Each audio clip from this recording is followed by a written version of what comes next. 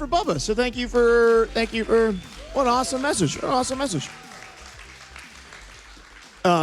But I want to talk to you a little bit about LTN, especially because if we have people who are here who are gamers who've never maybe been to the places that we're talking about you going to, right? Because I had never been to those places either. I sent my wife some pictures, and she said, I'd go to Africa with you 12 times before I would go to Columbus to go to that. Because I genuinely, it is genuinely, in many ways, a lost group of people to the church. Like people to the church that just literally do not know exist are the people that LTN steps into their life. Talk to me just a little bit about how because I have a feeling that relational ministry has been something that's probably been true of you when you worked here, and it's true of you throughout your life. But tell me, transitioning from working in the church to stepping in to this mission field that literally, I mean, it's its own culture as much as any other culture on the planet is, as far as I'm concerned. How has some of that relational ministry stuff really just changed for you? Because it has to have in some ways in the gaming culture. Yeah, it's really interesting. I mean, there's a lot of it that's completely 100% transferable. Most of it, I'd say like 90% of it is transferable. But the thing that is different is like if somebody's like, hey, you want to go get coffee? I was like, yeah, I mean, that's easy. Even if I don't drink coffee, I can go and sit down with you. But if somebody says, hey, let's hop into a game of Call of Duty, I may not have that game installed. Like I may have to go out of my way to spend, what is it, like 350,000 gigs these days to install Call of Duty? You know, like I may have to move things and delete stuff, or I may just not want to play that game at all. And so where the barrier of entry is a lot lower in IRL stuff, even if somebody's like, hey, I want to play a game with you. Let's play a game. I have no problem sitting down and letting somebody teach me a game. Like that's the easiest thing that I can do. Even if it's not taught properly, that's like all we do at conventions is teach people how to play games wrong. Yeah. And so, yep. Amen. Yeah, like amen. Anybody, it doesn't matter. They're going to forget anyway. And so, yeah. So, I mean, it's the interesting part, like I was talking about, like adapting. You can take all these things and you can transfer them, but if you're not willing to even step out into that space, then it doesn't matter. And so I don't know that it's like wildly different and 90% the same. And then that 10% is just a wiggle margin. You know, it's just where are you going to be in that moment? Are you going to be too tired at 11 p.m. now at a convention when you've walked 13 miles? Matt, looking at you over there. Yeah, Amanda's shaking her head in the back. We need to take our watches off. Like when we're walking around conventions, they're like, have you been kidnapped? Like, we need to alert the authorities. They smoke, yeah. Yeah, burning up. Yeah. Absolutely. But no, not a lot different. And so I think that's more encouraging. I wish I had, like here's the sauce, here's the secret part. Like, but it's just relational ministry. And it's the freedom that I've actually had in those spaces where Mike said this earlier. He's like, don't wait for permission. What a silly thing we've gotten into these days, waiting for somebody to tell us, yes, you can now go and minister to people. It's like, nobody asked you if I could do that. Like, my God, the creator of the universe, has called me to do this thing. Just because you don't get it doesn't mean I can't do it. In so many ways inside church world, right, we're into relational ministry as long as it's where I'm comfortable and you're uncomfortable. And in many ways, what LTN has done is saying we're going to do relational ministry where you're comfortable and I'm out of my comfort zone, which was definitely my experience and what was freaking awesome at the same time. I'm gonna fish for a story because we didn't get one. So I know that you guys, this isn't like, hey, we saw you this one time at this convention and then we never saw you again. You have a lot of repeat conversations, right? Repeat people that you're ministering to. And I want to speak to both that and to influence. So the story I'm thinking about is the young woman who I'm sure that you're aware if I'm talking about kind of into creators, but talk about that relationship and really what that has become more recently if you're able to. Yeah, absolutely. I mean, we've already, cracked the first egg on, using the LGBTQ, kind of language around here. And so that's good because that's a lot of people that we deal with on a daily basis. People that are not just in the fringe spaces of neurodivergence or whatever, but we as the church have done a really good job of creating spaces for fringe people. And I say this a lot, you can only push so many people out to the edge before the fringe is in the middle. And so, like, that's where we find ourselves right now, is like this number, this of how many nerds there are. We talked about that and how many people are playing games. But what we found is, over the course of about 7.5 years, we poured into one of our friends. And it was really good because we met her. We went shopping at her board game store. That's what it was. And she had a board game store that was connected to a bookstore that she was renting with a friend and all sorts of good stuff. And we were part of a previous organization called Game Church. And some of you are familiar with Game Church. Still around, still a great organization. Go check them out. And we went there as a part of the Academy West is what it was. East? Had to have been East. Had to have been East because it was on the East Coast. Thanks, Matt. I'm from Texas. I don't even know geography, and so like I just get by. And so we were out there in New Jersey, and we went in there, talked to her before the conference started and all sorts of stuff, saw that she had the best, most wonderful curated board game collection I'd ever, almost still to this point, have ever seen.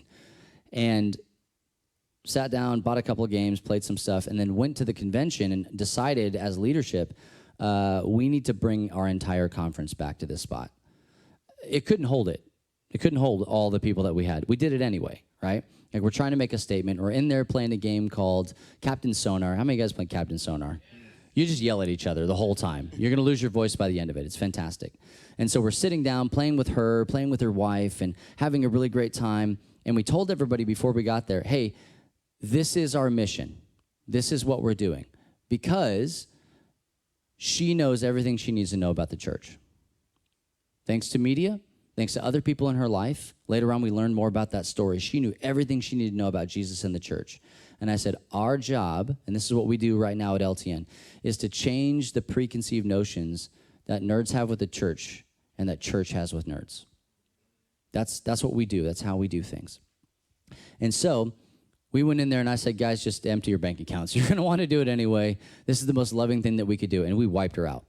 Completely wiped out her store. She had to shut down for a week to get restocked. And then we started to see her at conventions, and she would come up to us. And then she would tell Matt and I, hey, let's get dinner together while we're at this convention. She would text us. We have her phone number.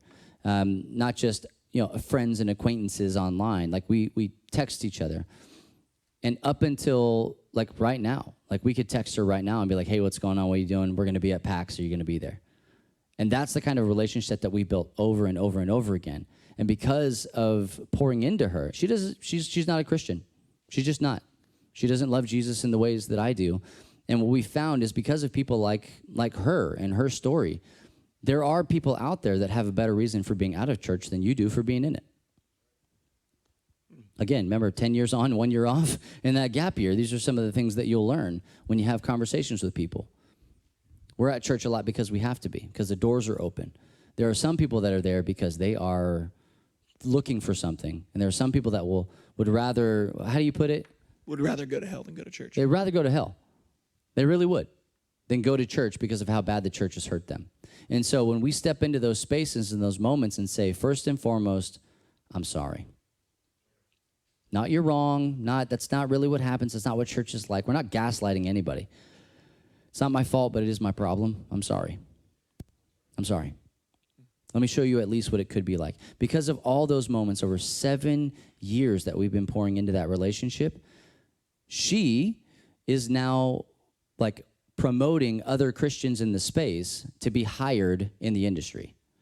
And her company is the one that came to us and said, hey, we're so glad that you did this because if you hadn't poured into her like this, she never could have worked here. Not because we only hire Christians, but because we are Christians, and she never would have fit within the culture of what we do here because she couldn't get past certain things. But we did the hard work, created the proximity, stayed around, and poured into her time and time again and just said, that sucks. We're sorry. We love you. And she knew Jesus loved her. We told her that over and over and over again. Hey, can we pray for you? What's going on? Wow, that sucks. Can we pray for you? And so because of that, we have a genuine relationship, and we've left a legacy because she is already starting to advocate for people who she was completely and adamantly against 7 years ago in the industry. Well, what I love about that story specifically really emphasizes these 4 things that you're talking about, right? had the common interest, went into the board game shop, loved the board game shop, right? Went to proximity. We came in your shop. We wiped you out of games. We're going to continue to be in proximity with you by being at the same places that you're going to be. What was the fourth one? The third one, rather? You gain influence. That was You skipped influence. I skipped influence? Yeah, you skipped influence. And then you leave a legacy. Oh, okay. Yeah. So the third one was influence. But I mean, that's where you are right now, right? Currently, right now. Right now, that relationship is at the gain influence. And not only that, but it's benefiting others in the gain influence. And that's really where I wanted to just pause for a moment, because a lot of times in this space, especially when it comes to content creation, it is about like, how do I grow my influence? And what I have loved about LTN is you've said, well, how did Jesus grow influence? We washed people's feet. He washed people's feet. He served people first. He built relationships. And that in the end resulted in influence and obviously in legacy. And so I don't want, you're not going to go through all this. I just know a little bit of it. So it's not bragging if I prompt it. Just talk to me about some of the influence of LTN in the industry, because it's truly remarkable to me to log on and watch totally secular board game reviews that are seeing hundreds or thousands of views wearing LTN shirts of people who are self-proclaimed, well, I'm not a Wiccan, but I'm certainly not a Christian.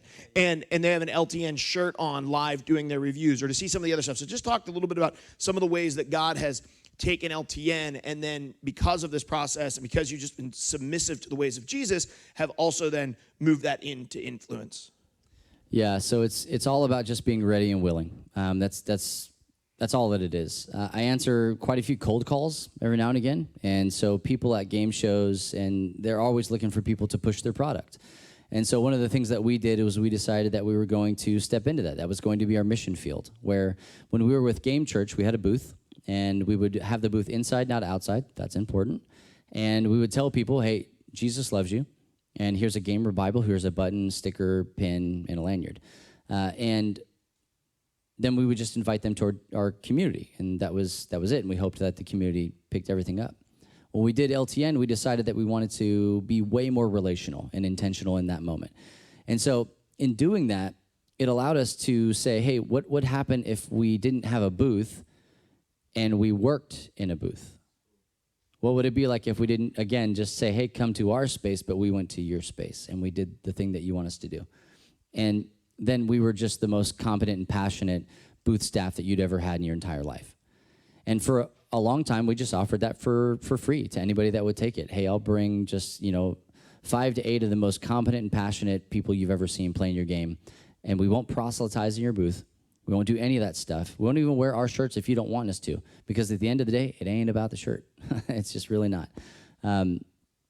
If you want us to just be there and give a good experience, then we'll do that, because our ministry to you in that moment is to make sure that if you're not the top dog, that your boss knows you only work with the best and the brightest. And if those best and the brightest are Christians, bonus. Bonus for everybody. You're welcome. That's my Christmas gift to everybody, right? Is that if you ever walk into somebody in the board game industry and you're wearing a Love Thy Nerd shirt, you already have 3 steps forward. Already. I've seen that. One of our guys actually got an interview, period, just because he was LTN. And so we do a lot of that heavy legwork ahead of time by just being in the space, loving people well, and we get to work with some of the most secular companies on the planet to the tune of, they just say, we only want to work with you. You guys ever heard of Funko? Little pop figures? Okay. They're like the largest distributor of board games in the U.S. They put out hundreds of games a year. A lot of them are licensed, but they are like one of the number 1 players in the tabletop space, and they only want to work with Love Thy Nerd. And the person who runs all of that for the convention side, we do not share hardly any values at all. I'll just leave it at that. We don't share hardly any values, but he is my friend, and I love him well, and I enjoy the time that I'm there, and he loves having us there. And in a moment of leaving legacy, I get to then hand that off to Luke. And now Luke is creating those relationships with those people that's moving stuff forward and bringing new people in. So that when anybody says, I'm a Christian, there are now more people in the world, and specifically the tabletop industry, because that's where we spend most of our time, that are softer and it's more fertile ground ready to be tilled. Yeah, absolutely. We're going to go to questions here in just a moment. So you have one, go ahead and raise your hand. Matt's going to bring a microphone around. But I'll just say I have firsthand experience with that. Firsthand experience. If you're here and you're like, I've seen what LTN's done online, I've listened to, maybe watch a YouTube video, this or that, then you've scratched only the very bare minimum surface. You walk into one of these cons with an LTN shirt on, and it's not just people who are like, oh, you're with LTN. It's board game developers, it's designers, it's CEOs. They're like, oh, hey, you're with LTN? And because they just know you're going to help. Like, they just know that because LTN's just been there serving people and helping people. And they haven't been like, hey, we'll help you as long as we can pray with each person we teach a game to. They're like, no, like we worked with GameFound. And they're just like, GameFound's like, yeah, would you guys just please come back next year and teach our games again, because it's literally impossible without your team. And that was just because LTN had done the work for years of building relationships, of being in proximity, of finding affinity. And that has been turned into, not by you guys trying to leverage it, just by the nature of how things work and how God has ordained human beings and made them, right, is turned into influence. Yeah, and at one of the conventions, hey, I'm Matt. Hey, Matt. At one of the conventions. You guys remember him from Ratatouille? Yeah, you remember me from, Ratatouille, Shrek 2, whatever. Because we were in these people's lives, going and doing extra things, going to their houses, being a part of their live streams. Like at one convention, I was called over to a table of LGBTQ plus community, definitely like they would see a Christian and say, no, thank you, please get away from me. But because I had built this relationship, I was called over to them, and one of the women said, hey, if this is Matt, and if you see anyone wearing a Love Thy Nerd shirt, they are safe. You can go to them, you can find them, and they will help you if you need help. They will love you if you need to be loved. And I was like, whew. Okay. Yeah, no pressure, right? Well, you all want to play a game? Like, let's do it. Yeah, it's like, honestly, like, it still blows my mind, like, just how we're just there. We're just with the people. We're the Ariels. Like, we want to be like where the people are. Cool. Questions? Yeah. That was my question. You got or no? You got a question? Maybe. That's my best friend, by the way. Let's give it up for Matt. I don't know if I'm his best friend, but he's my best friend. So, one of the questions that I had as I was listening to your talk, which your 4 points are just excellent. Sometimes when you're working in nerdy spheres, you can encounter people who are either elitist or have been the black sheep for so long that they're not convinced that because you Google searched 5 keywords and asked questions.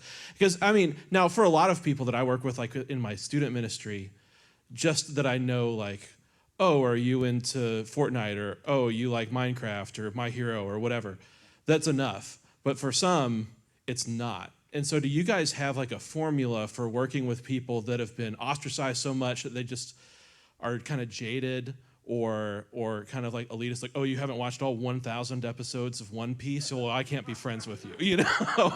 Like, do y'all have a formula for that? Or is it kind of a, hey, not fertile ground right now, we'll talk when you're ready? Curious your thoughts. Yeah, the formula is just time. Yeah. I mean, it's the same way that, water creates things like the Grand Canyon, And so all things over time, given the right amount of time and enough persistence, it'll carve a pathway. And so it's not just on me. Like, if I get to the point where I understand, like, hey, this person really does not want me around anymore, I need to be able to shake the dust and walk away. I have to. That's the most loving thing that I can do in that moment, rather than just stand there and annoy that person so that I ruin it for the next Christian that comes behind me, right? And so the formula, I wish it was more formulaic than that, right? But we tell people this all the time: stay in your lane. Stay in your lane. If you don't know anything about My Hero, I'll use Magic the Gathering as an example, because this is what we talk about all the time. If you come in and you're like, oh, I got a bed sheet that's got a black lotus on it, they will eat you alive. Absolutely alive. How many manas do you have? You're dead. You're done. Game over, dude. And so we tell people, stay in your lane, and the only time we want you at a convention to veer outside of that lane is when you're a curious learner. When you come in humble, that you're not God's gift to that space. You come in and go, hey, I actually don't know anything about magic. Can you teach me how to play this game? Something magical happens when you create a power shift in that dynamic You flip the dichotomy a little bit and you let somebody teach you something, they love it. Absolutely love it. And if you don't believe me, just try it. Like, seriously, in anything, just walk up to somebody with true humility and say, hey, I don't really know how to do this. Luckily for almost everybody we meet at a convention, I forget how to play Magic every time we go to a convention, so I get to practice that. But I need that free deck, so I gotta play again. Also, if you do that with an MTG player, just be prepared that you also won't understand anything for the next hour. Just, You will just lose. You will for sure lose. Just from personal experience. Dude, Matt's got a friend. He's my friend too, but Matt lives closer. And so we've got a friend that he just beats you in turn 2, and he doesn't even play any cards. He's like, I win. I'm like, I believe you. I don't know what to do in this moment. It's over. Yeah. Let's take 2 more questions because Yeah. we have breakouts coming up and we want to flip to. Hey, I'm sure you've heard of double exposure working in the Envoy. Yeah, okay. So can you take a moment to contrast what you're doing with the secular version with double exposure and kind of tell me how you're maintaining the funds for the travel and stuff like that? Oh man, that's a interesting question. Good question. Yeah, so double exposure, for those of you that don't know, double exposure hires out booth staff for conventions and other things, other nerd culture events is what we call them, because every single booth needs people to sell their stuff and hawk their wares and stuff. And so the thing that we do that double exposure doesn't is that we have mission. And so when I tell you that we're going to bring the most passionate and like experienced people, like that's what I mean. Mark can tell you, like we were like, hey, here's a list. GameFound was ridiculous. They sent us a laundry list of like the most hard, crunchy games that I'd ever seen in my life that were not even out yet. They're not even out yet. There weren't even rules for them. No, like literally they're like, hey, here's the rules on like sheets of paper that they printed out. And what we did was we said, okay, you're going to learn this one, you're going to do this one, you're going to do that one. And we had somebody who at least knew somewhat how to play all those games, and if didn't know, knew how to go get the answer. And so that's not something that I've seen personally out of a service like double exposure.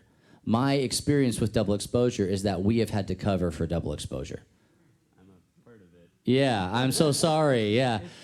You're not like ahead of it, are you? Or? No, I do a lot of it in Arkansas. Hey, come hang out with us. We'd love to have you. And so like the thing of it is like literally that first Gen Con that we went to where we hung out with Funko Games, we only gave them a couple of people. And then they had some people bail on them because that person wants to go experience the convention, or they want to go hang out with their friends, or they just don't want to do it anymore, or they legitimately get sick. We are on mission to do that. And so we wouldn't leave Nicaragua in the middle of a mission trip, and so we don't do that. And we will step in, cover shifts. I have all of our missionaries, this was a fun thing to enact, I have all of our missionaries do 1 full day at a convention. So you have half shifts the whole time? Yeah, I saw your head go to the side. Yeah, because it's not easy. But I say, hey, I want you to remember that you're not just hanging out at a convention. You are on mission, and we're here to do the thing that God has called us to do, which is to love people as fiercely as we possibly can.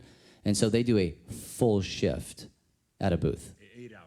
8 hours, okay? And then after that, we go into the gaming space, play games with people until 4 a.m., get up, do the whole thing over again. And so the way that we do that financially is that we are actually starting to now partner with these booths. We did it for free forever, and now they came to us. This is the craziest thing in the world. This is just not how business is supposed to operate. They came to us and they said, how do we pay you to do this? Like, why would you do that? Why would you pay me? I want to give it to you. Why would you pay me to do that? And it came to a point, industry-wise, that they had to. They had to. God made a way for us to make that a sustainable way to do ministry. And I'm not preaching health and wealth or anything like that. I fought against it. I really did. But God made a way for us to make that sustainable. So Luke can tell you, he can break it down for you. Every single one of our trips is sustainable, self-sustaining.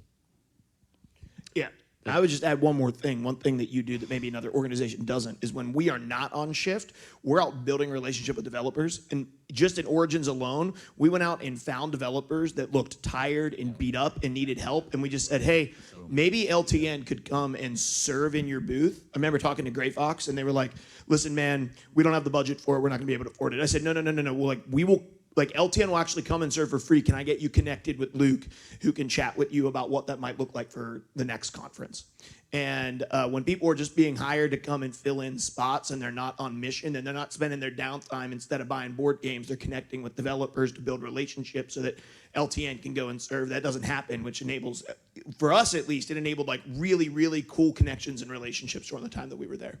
That was really I will also mention that you said it's self-sustainable, and it is, but with our missionaries, we do have a small fee, and the more people that come on the trip, the lower that fee goes. So like we're trying to keep it as low as possible. So we want as many of you and others to come with us. Yeah, I think our lowest trip, Luke, was what, like $350? And that's You can't go to Gen Con for $350. No, you can't. That's like housing. That's like breakfast. That's Housing, like, breakfast, lodging, the whole like 9 yards. Shirts, lanyards. Oh, yeah. Well, and like Talk to transportation you to and from the later. convention. Got him. Yeah.